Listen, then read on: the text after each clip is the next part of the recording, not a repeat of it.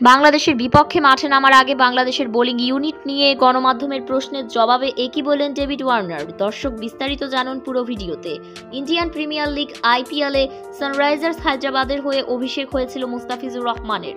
সেই আসরে দলটার অধিনায়ক ছিলেন ডেভিড ওয়ার্নার, তাই এই বাঁহাতি পেসারকে খুব কাছ থেকেই দেখেছেন তিনি।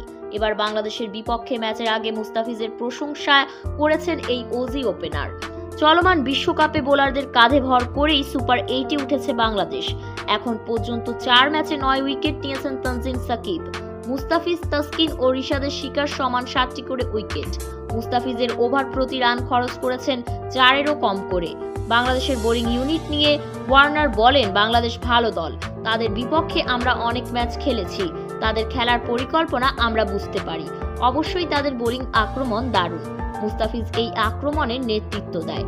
তার স্লোয়ার কাটার একদম অসাধারণ, যে ওভারে সে আরো ভালো বোলিং করে। তার কাটার ব্যাটারকে ভালোভাবেই বোকা বানাতে পারে। দর্শক, ওয়ার্নারের এমন বক্তব্য আপনাদের কি মতামত তা জানিয়ে দিবেন ভিডিওর কমেন্ট বক্সে। ধন্যবাদ।